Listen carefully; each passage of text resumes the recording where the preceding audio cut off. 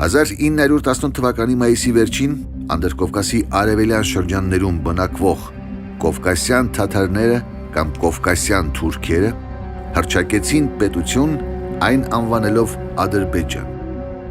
Ադրբեջանը Ատրպատականի հնչյունափոխված անվանումն է։ Ատրպատականը եղել է Մարաստանի և իրանական աշխարհի մասը և երբեք չի տարածվել Արաքս գետից հյուսիս։ Atrapatan is first mentioned by classical authors. Ատրպատականը սկզբնապես հիշատակվում է անտիկ հեղինակների մոտ, ինչպիսիք են Ստրաբոնը, Պլինյուս Ավակը, Պտղոմեոսը և բազմաթիվ այլ անտիկ աղբյուրներ։ Դրանցում խիստ հետևողականորեն նշվում է, որ Ատրպատականն այն շրջանն էր, որ գտնվում էր Արաքսից հարավ, որն այսօրվա իրանական Ադրբեջանն է։ Չկա այնպիսի միավոր, ինչպիսին է Ադրբեջանը Արաքսից հյուսիս։ Իրանական Ադրբեջանից հյուսիս նման պատմական միավոր երբևէ գոյություն չի ունեցել։ Եվ միայն սկսած 1918 թվականից նման միավոր ստեղծվեց գերազանցապես քաղաքական նկատառումներով։ In late May of 1918 when such an entity was created mostly in a political aspect. Արաքսից հյուսիս ընկած տարածքները Ադրբեջան չի կոչում նաև ադրբեջանական պատմագրության հայր Աբբաս Կուլի աղա Բաքիխանովը, որը ստեղծագործել է 19-րդ դարի առաջին կեսին։ Ժամանակակից ադրբեջանական պատմագրությունը կեղծում է նաև իր պատմահոր աշխատությունները։ Իրենց պատմագրության հայրը Բաքիխանովը գրել է Դաղեստանի և Շիրվանի պատմությունը։ Մինչդեռ այսօրվա ադրբեջաներեն թարգմանությունը ասում է Ադրբեջանի պատմությունը։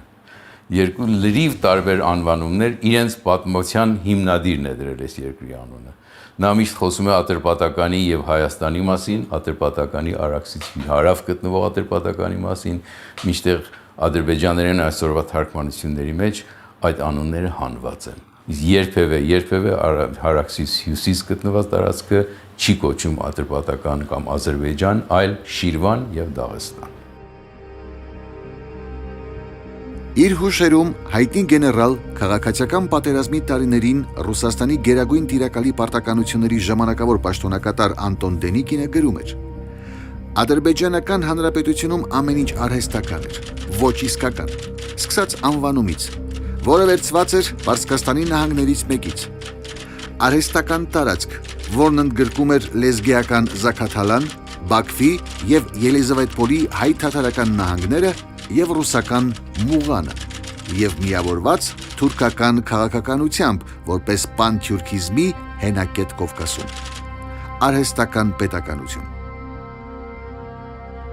Ավելի անհեթեթ է ադրբեջանցի էթնիկ ինքնանվանումի պատմությունը։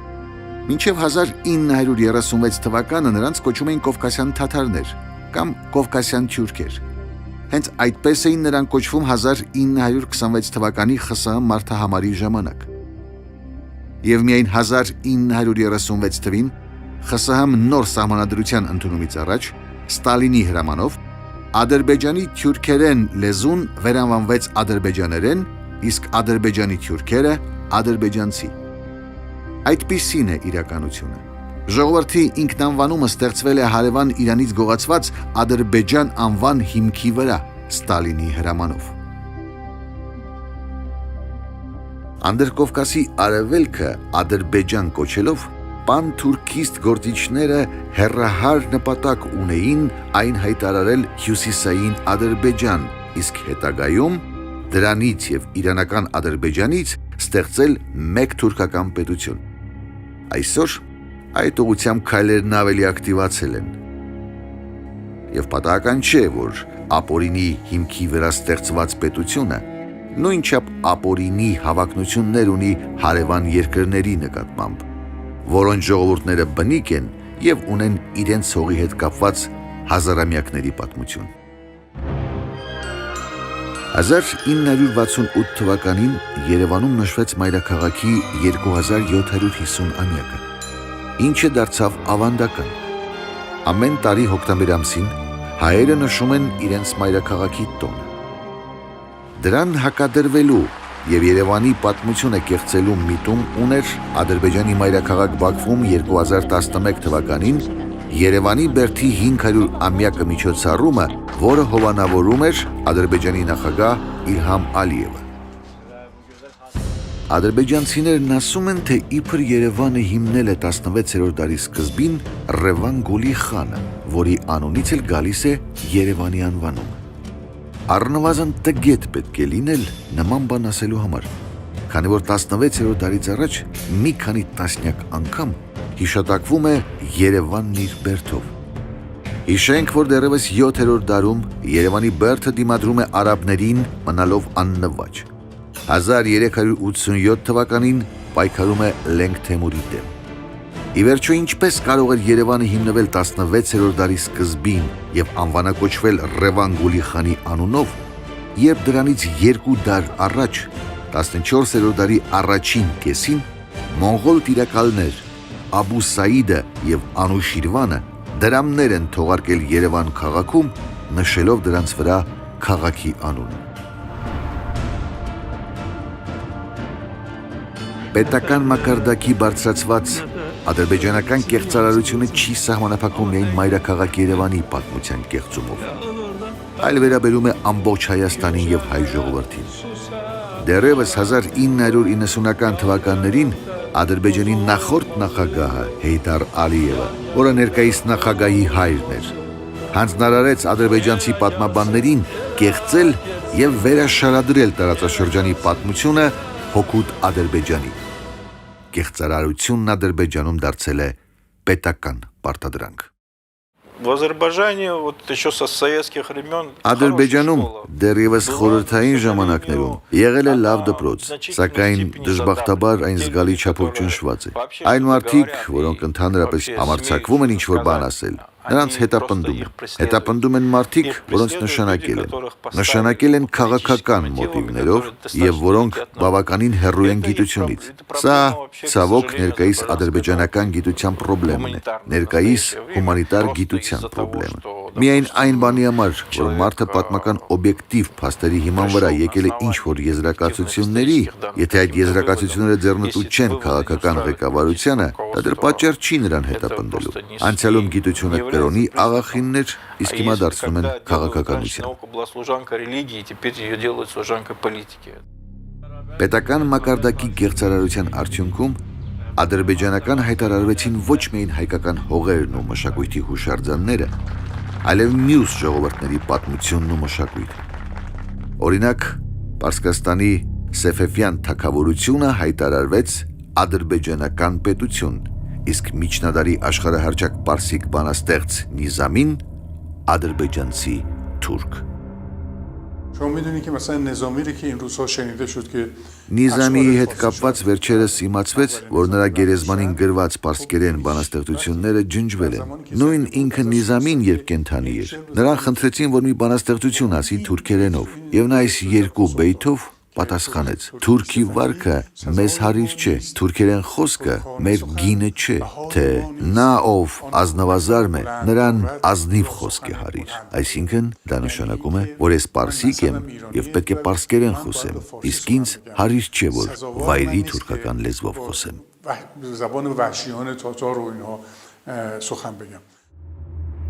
Ադրբեջանական կեղծարարության կարևոր հիմնադրույթներից մեկն էլ այն է, թե հայերը Հայաստանի Հանրապետության տարածքում չեն ապրել 15-րդ դարից առաջ։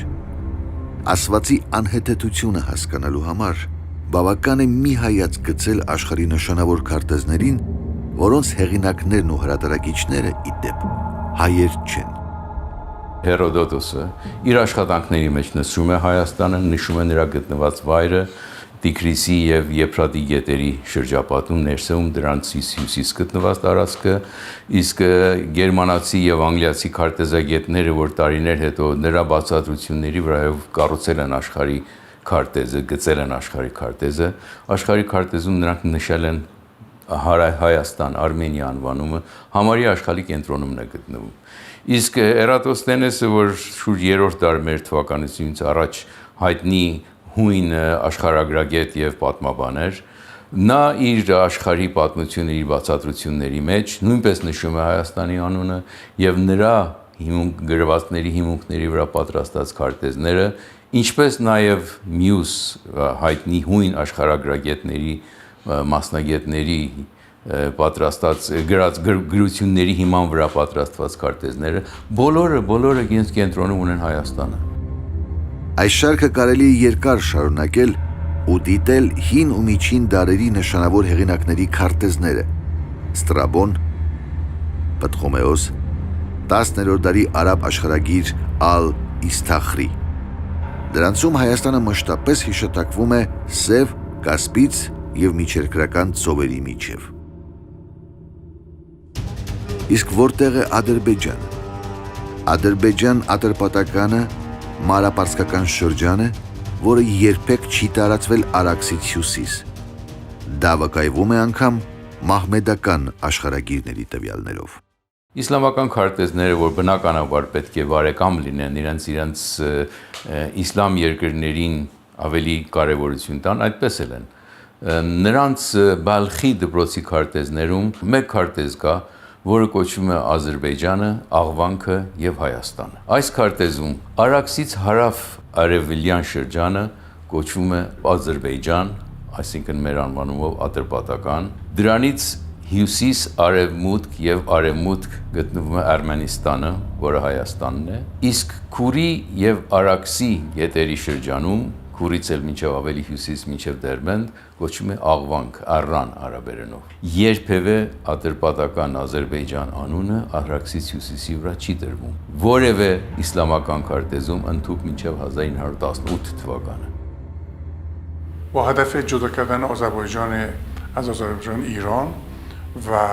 بعد در صورت امکان دستاندازی با آذربایجان ایران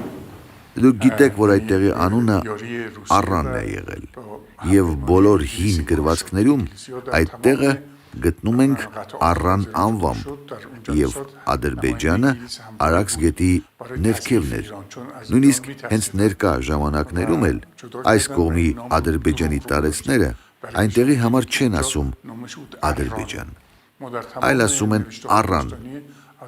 եւ հիշողություններում մնացել է, որ այնտեղի անունը Առան է։ و حتی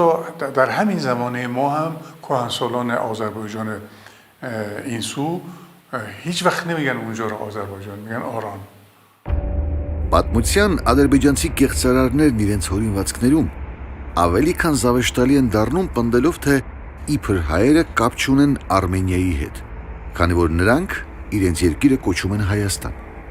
Այո, հայերն իրենց երկիրը կոչում են Հայաստան, թեպետ մյուս ազգերը ամենից ավելի շատ այն կոչում են Արմենիա։ Միևնույն երկրի մի քանի անվանումներ ունենալը սովորական եւ տարածված երևույթ է։ Վրաստանն օրինակ վրացերեն կոչվում է Սաքարթվելո, ռուսերեն Գրուզիա, անգլերեն Ջորջիա, հայերեն Վրաստան, թուրքերեն Գյուրջեստան։ Պնդել թե Հայաստանը եւ Արմենիան տարբեր երկրներ են, նույնքան ծիծաղելի է, որքան պնդել թե Սաքարթվելոն, Գրուզիան, Ջորջիան, Վրաստանը եւ Գյուրջեստանը 5 տարբեր երկրներ են։ Կամ էլ պնդել թե գերմաներենի Դոյչլանդը, ռուսերենի Գերմանիան, անգլերենի Ջերմանին, ֆրանսերենի Ալեմայնը, սկանդինավյան լեզուների Թիսկլանդը, լեհերենի Նիեմցին, ֆիներենի Սաքսան 7 տարբեր երկրներ են, այլ ոչ թե միևնույն Գերմանիան։ 16-րդ դարի սկզբից ընթացող թուրք-պարսկական պատերազմներն ամայացրին Հայաստանը, կրճատեցին նաև հայ բնակչության թիվը։ Դա օգտագործելով պատմության ադրբեջանցի կեղծարարները փորձում են պնդել, թե 17-րդ դարում այս տարածաշրջանում հայեր չեն ապրել։ Թե որքան ծիծաղելի է նման պնդումը կարելի է հասկանալ այդ ժամանակաշրջանի շատ չեզոք մի աղբյուրից՝ ֆրանսիացի հայտնի ճանապարհորդող Ժան Շարդենի տեղեկություններից։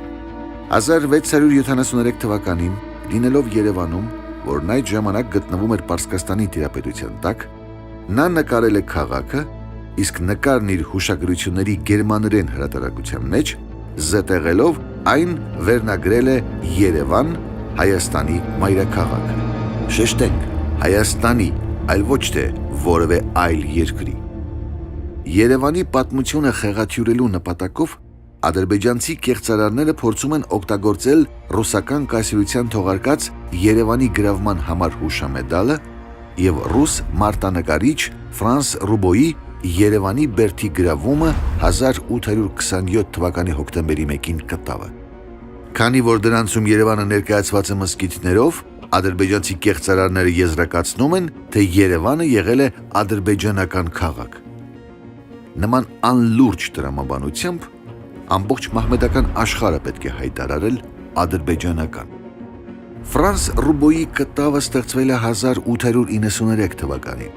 Ինքը հեղինակը ծնվել է 1856-ին, այսինքն բերդի գրավումից 29 տարի հետո, եւ ցանկանալով շեշտել պարսկական զորքերի անձնատուր լինելը ռուսներին, նա կտավում պատկերել է պարսկական մզկիթ։ Նույնպիսին է մոտեցումը Երևանի գրավման համար հուշամեդալի վրա։ Պարսկական մզկիթների պատկերման նպատակն էր Պարսկաստանի տիրապետությունից Երևանի անցումը Ռուսաստանին նշանավորելը, իսկ որ Երևանը որպես Արևելյան Հայաստանի կենտրոն եղել է նաև Պարսկաստանի կարևորագույն քաղաքներից մեկը, հայտնի փաստ է։ Այդ են վկայում նաև 16-ից 19-րդ դարերի ընթացքում բազմաթիվ պարսիկ շահերի կողմից Երևանում թողարկված մեծ քանակությամբ դրամները, որոնք կրում են Զարբե Իրավան, այսինքն թողարկված է Երևանում մակագրությունը։ Այս ամենը սակայն վերաբերում է Պարսկաստանին եւ ոչ թե Ադրբեջանին։ Այսօր էլ Երևանում, աշխարհի առաջին քրիստոնյա պետության մայրաքաղաքի կենտրոնում, վեր է խոյանում կապույտ մզկիթը, որը մահմեդական մշակույթի հրաշալի հուշարձան է։ Եվ քանի որ մզկիթը 18-րդ դարի պարսկական հուշարձան է, Հայաստանի Հանրապետության կառավարությունն այն հանձնել է Իրանի Իսլամական Հանրապետության դեսպանության տնօրինմանը։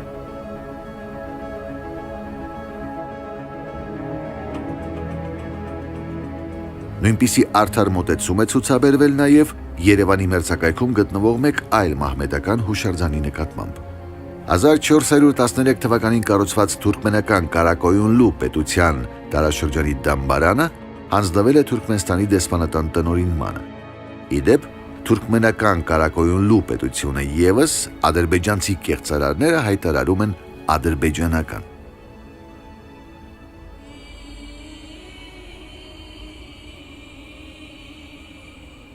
Ադրբեջանցի կեղծարարների սիրելի թեմաներից է Երևանի մզկիթների խնդիրը։ Աղբյուրներում նշվում է, որ 19-րդ դարում Երևանի բերդի տարածքում կար 2 մեծ մզկիթ, իսկ մերձակայքում ևս 6 փոքր մզկիթ։ Այսօր Երևանում պահպանվել է 2 մեծ մզկիթներից մեկը՝ Կապույտ մզկիթը։ Մյուսներն ավերվել են խորհրդային իշխանության տարիներին։ Հայտնի իրողություն է, որ աթեիզմն իրենց դրոշ դարձրած խորհրդային իշխանությունները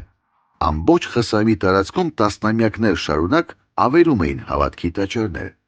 Երևանում այդ տարիներին ավերվեցին հայկական քրիստոնեական բազմաթիվ հուշարձաններ։ Սուրբ Պողոս Պետրոս եկեղեցին, որ հիմնվել էր 5-րդ դարում, ավերվեց 1930-ական թվականներին։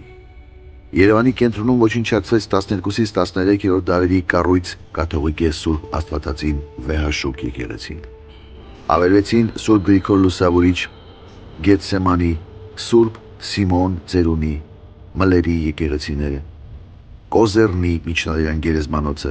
եւ պատմական արժեք ունեցող այլ շինություններ։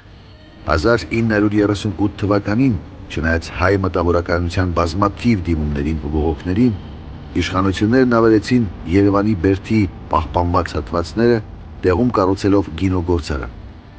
Ավերվեց անգամ ռուսական Նիկոլաևյան եկեղեցին, որը 19-րդ դարի Վեհաշուկ ճարտարապետական կառույց էր։ Իսկ 1913 թվականին կառուցված Սուրբ Աստվածածին ռուսական եկեղեցին 1930-ական թվականներից դադարեց եկեղեցի լինելուց, վերածվելով կինոթատրոնի։ Սա է իրողությունը։ Իսկ խորհրդային իշխանությունների կողմից Երևանում 1 մեծ եւ 6 փոքր մզկիթների ավերումը հայերին վերագրող ադրբեջանցի կեղծարարներին պետք է հարցնել, չէ՞ որ նույնը կատարվել է նաև խորհրդային Ադրբեջանում։ Հիշենք թեկուզ նշանավոր Բիբի Էյբատ մզկիթի պայթեցումը 1936 թվականին, կամ էլ նույն թվականին ռուսական Ալեքսանդրո Նևսկի Վեհաշուկ տաճարի ավերումը Բաքվում։ Ինչու Ադրբեջանի հավատացյալ բնակչությունը չպահպանեց դրանք խորհրդային իշխանություններից։ Ի վերջո, ադրբեջանցի կեղծարարները պետք է չմոռանան, որ Ադրբեջանի անկախացումից հետո Բաքվում եւ մերձակայքում իրենց իսկ կողմից ավերվեցին մսկիթներ, ինչի դեմ բողոքում էին հենց ադրբեջանական լրատվամիջոցները, Կովկասի մուսուլմանների վարչությունը եւ անգամ Թուրքիայի մահմեդականները։ Այդ խնդիրը հատուկ քննարկման առարկա դարձավ նույնիսկ Ամերիկայի Միացյալ Նահանգների պետդեպարտամենտի զեկուցագրում։ Ովքեր են այսօր Ադրբեջանի Հանրապետության տարածքում ապրող բնիկ ժողովուրդները, որոնք կարող են համարվել պատմական աղվանքի Կովկասյան Ալբանիայի օրինական ժառանգներ։ Арабские источники выделяют две группы племен. Արաբական աղբյուրները աղվանքի Կովկասյան Ալբանիայի տարածքում առանձնացնում են ցեղերի երկու խումբ։ Մի ցեղախումբը բուն աղվանական ցեղերն են, երկրորդը կոչվում էր Լագզանիա, Это, Лакзер. видимо, народы, племена, которые были близки к современным лезгинам. Լագզերը ժամանակակից լեզգիների նախնիներն են։ Բուն աղվանական ցեղերից 20-րդ դարի վերջին հասել են նաև ուդիները։ 1980-ական թվականների վերջից սկիզբ առած Ղարաբաղյան շարժման տարիներին Ադրբեջանի իշխանությունները ուդիներին որպես հայերի վտարեցին հանրապետության տարածքից։ Նրանք հիմնականում ապաստան գտան Հայաստանում։ Originally, the area Սկզբնապես այս շրջանը կոչվում էր Ալբանիա, բայց նույնիսկ համաձայն Ստրաբոնի շուրջ 26 եւ ավելի լեզուներով էին խոսում այդ շրջանում։ Այսպիսով մենք ունենք շատ բազմազան կովկասյան տարրեր, իրանական ազդեցությունը շատ ուժեղ էր, կար իրանական տարը, մինչ օրս կա շատ մեծածավալ թալիշախոս փոքրամասնություն, երկրի արևմուտքում կար նաև հայկական also տարը։ existed in the western regions of the country. Պատահական չէ, որ խորհրդային բռնատիրության քայքայման հենց սկզբում առաջինը հայերը բարձրացրեցին ազատագրական շարժման դրոշը, հռչակելով Լեռնային Ղարաբաղի անկախ հանրապետություն։ 1990-ական թվականներին Ադրբեջանի տարածքում ոտքի կանգնեցին նաև մյուս բնիկ ժողովուրդները։ Թալիշները հռչակեցին Թալիշ-Մուղանյան հանրապետությունը, իսկ լեզգինները բարձրացրին ազատ Լեզգիստանի դրոշը։ Այս երկու շարժումներն էլ ճնշվեցին զենքի ուժով, եւ նրանց առաջնորդները հայտնվեցին վտարանդիրության մեջ։ Սակայն պատմությունը ցույց է տալիս, որ անհնար է ոչնչացնել բնիկ ժողովուրդների ազատագրական ոգին, երբ նրանք ապրում են հայրենի հողում։ Հայ պատմաբանները որպես օրինաչափություն չեն պատասխանում պատմության ադրբեջանական կեղծարարներին։ Նրանց մի մասն ուղակի պատվից ցածր է համարում նրանց մակարդակին իջնելը, մյուսներն էլ հետևելով ժողովրդական խոսքին, որ ստի ոտքերը կարճ են լինում, թողնում է, որ ժամանակն ինքը տա պատասխանը։ Ученые МГУ, проведя исследование учебников истории всех стран СНГ, Մոսկվայի պետհամալսարանի գիտնականները ուսումնասիրելով ԱՊՀ բոլոր երկրների պատմության դասագրքերը փաստեցին, որ անկախ պետությունների համագործակցության երկրներից միայն երկուսը, միայն Հայաստանն ու Բելոռուսը չեն խեղաթյուրել իրենց սեփական պատմությունը, ընդհանուր պատմությունը մեր ընդհանուր հայրենիքի, մենք գրեթե 200 տարի միասին ենք եղել, չեն խեղաթյուրել հարևանների պատմությունը, այսինքն, ինչպես ասում են, պահպանել են իրենց խիղճը, իրենց ճշմարտությունը եւ պատմության ճշմարտացիությունը։ свою правду и правду истории. Ադրբեջանական կեղծարարությունը բարձրացված է պետական մակարդակի։ Պետական վարչակարգը միջոցներ չի խնայում աշխարհով մեկ իր պատվերով ստեղծած կեղծիքները քարոզելու համար։ Եվ որ ամենաահավորն է, այդ կեղծարարությունը տեղ է գտնում դպրոցական դասագրքերում։ Դրանով թունավորվում են ադրբեջանցի երեխաները մանուկ հասակից։ Դասագրքերում երեխաներին սուտ հավաստիացնում են, թե Ադրբեջանի տարածքի հայկական քրիստոնեական հուշարձանները ստեղծել են իբր թե իրենց նախնի քրիստոնյա ադրբեջանցիները։ Մինչդեռ իրենց բանակի միջոցներով ադրբեջանական իշխանությունները օրը ցերեկով ոչնչացրեցին հազարավոր քրիստոնեական խաչքարեր Ջուղայում եւ այլ հուշարձաններ ողջ Ադրբեջանի տարածքում։ Ակամա հիշում եւ ցանկանում ես Ադրբեջանի իշխանություններին հիշեցնել Աբրահամ Լինքոլնի հայտնի միտքը։ Դուք կարող եք հիմարացնել ամբողջ ժողովրդին ինչ որ մի ժամանակ, կամ ժողովրդի մի հատվածին հիմարացնել անընդհատ, բայց չեք կարող անընդհատ հիմարացնել ամբողջ ժողովրդին։